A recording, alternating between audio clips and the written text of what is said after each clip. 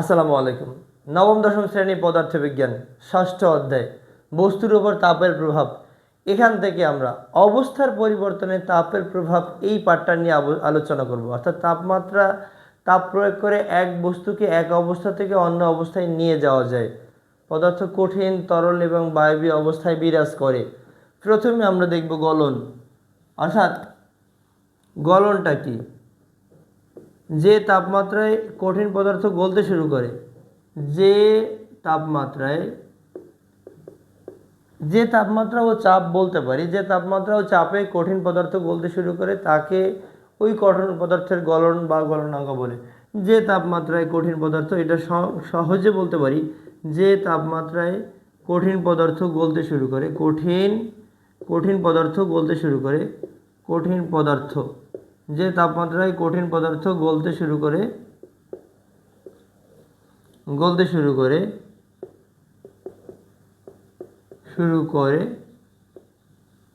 তাকে ওই পদার্থের গলন বলে, ওই পদার্থের গলন বলে, পদার্থের গলন বলে।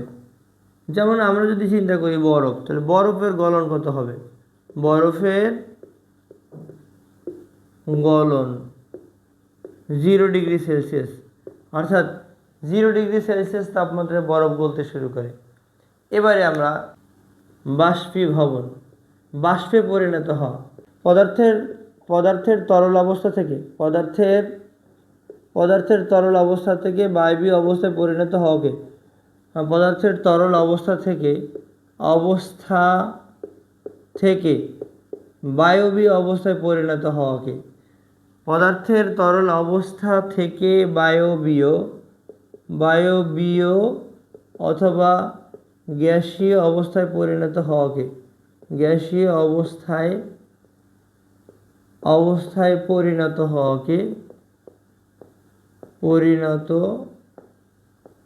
হওয়াকে বাষ্পীভবন বলা হয়। বাষ্পীভবন কয়েকটা বিষয়ের উপর নির্ভর করে। বাষ্পীভবন দুটো বিষয়ের উপর নির্ভর করে, বাষ্পায়ন আর একটা হলো স্ফুটন। অর্থাৎ পদার্থের তরল অবস্থা থেকে বাষ্পীয় অবস্থায় পরিণত হওয়াকে বাষ্পীভবন বলে। বাষ্পীভবন দুইটা বিষয়ের উপর নির্ভর করে, একটা হলো স্ফুটন আর একটা হলো বাষ্পায়ন। এখন এই বাষ্পীভবন, এটাকে আমি তাপ বলতে পারি, তাপ ছাড়াও বাষ্পায়ন হয়, এই জন্য বললাম না। অর্থাৎ এবারে আমরা দেখব বাষ্পায়নটা কি জিনিস। বাষ্পায়ন যে কোনো তাপমাত্রায় তরলের উপরিভাগ থেকে বাষ্পে পরিণত হওয়াকে বাষ্পায়ন বলে। যে কোনো তাপমাত্রায় তরলের উপরিভাগ থেকে বাষ্পে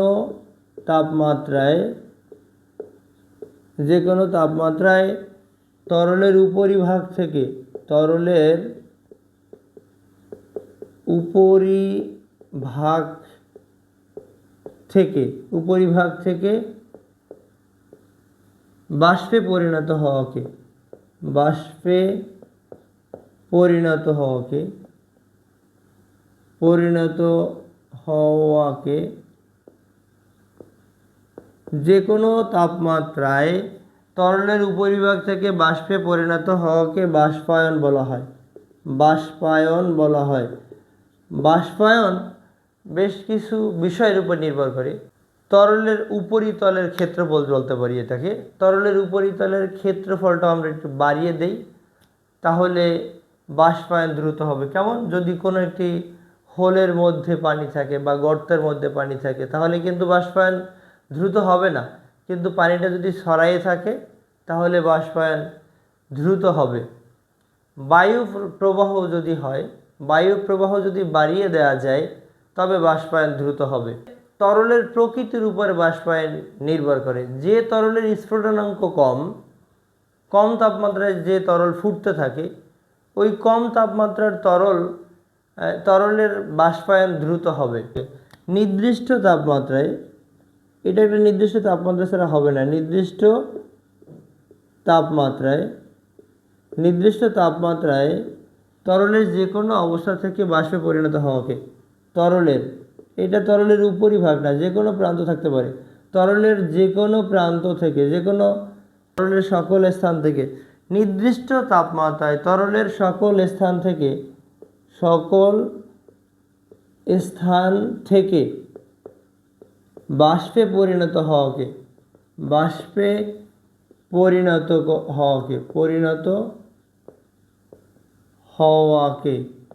হওয়াকে স্ফুটন বলা হয়, স্ফুটন বলে।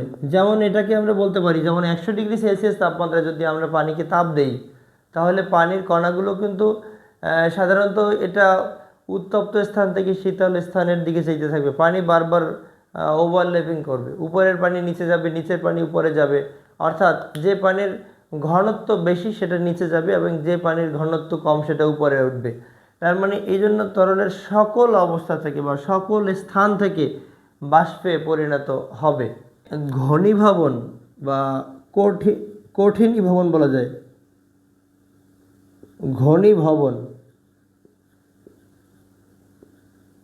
ঘনীভবনটা কি?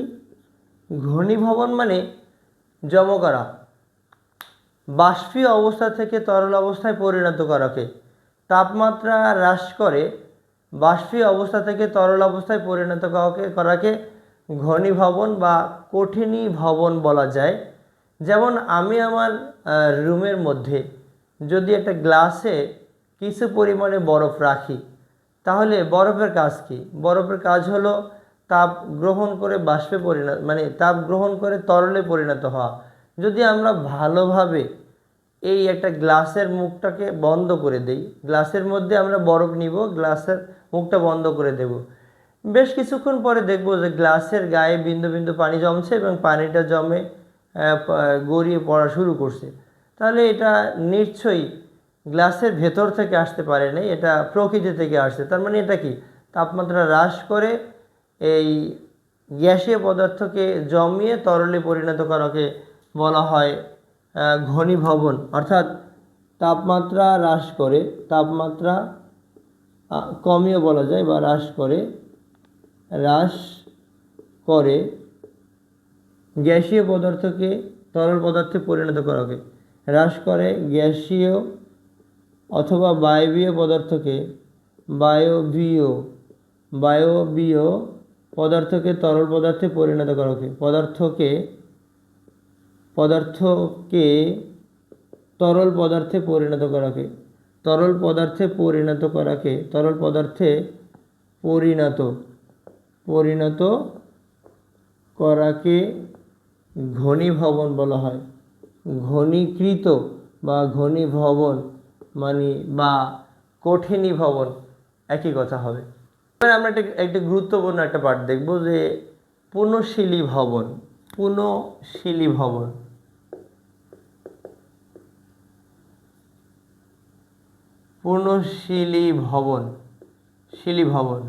পুনঃশীলী ভবনটা একটু কৌতূহলী মনে হতে পারে অনেকের কাছে। যেমন আমরা যদি দুই টুকরা বরফ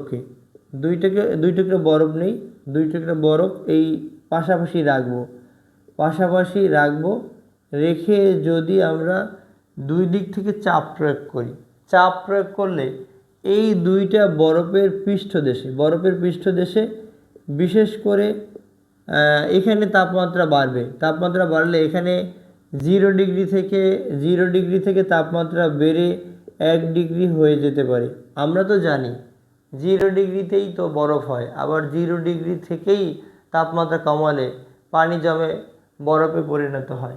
তাহলে এমনও হতে পারে -1 ডিগ্রি থেকে তাপমাত্রা বেড়ে 0 ডিগ্রি থেকে তাপমাত্রা বেড়ে 1 ডিগ্রি হয়ে গেল, হতে পারে, এমনটাও হতে পারে। অর্থাৎ আমি দুই টুকরা বরফকে চাপ প্রয়োগ করে ধরে রাখলাম, তাহলে এই দুইটা বরফের পৃষ্ঠদেশে এর তাপমাত্রা বাড়বে। তাপমাত্রা যদি বাড়ে, মনে করলাম এই কঠিন বরফের তাপমাত্রা হলো -1°C, তাহলে -1°C থেকে তাপমাত্রা বেড়ে 0 ডিগ্রিতে আসবে, তার মানে পানিতে পরিণত হচ্ছে আর কি।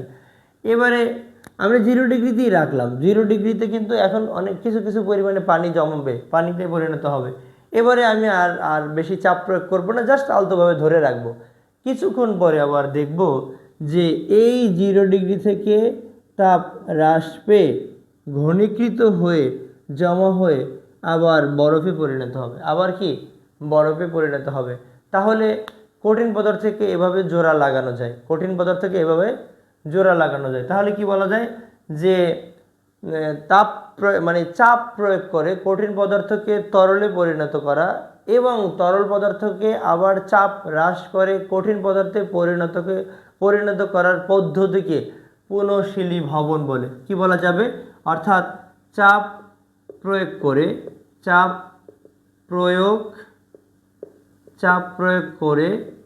কঠিন পদার্থের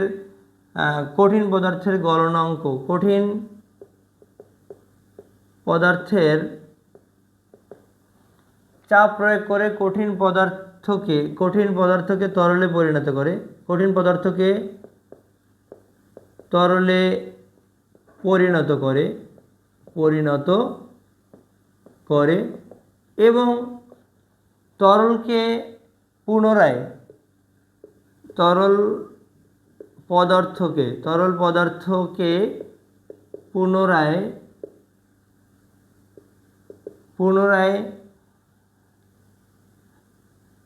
কঠিন পদার্থে পরিণত করার পদ্ধতিকে চাপ প্রয়োগ করে কঠিন পদার্থকে তরলে পরিণত করে এবং তরল পদার্থকে পুনরায় কঠিন পদার্থে পরিণত করার প্রক্রিয়াকে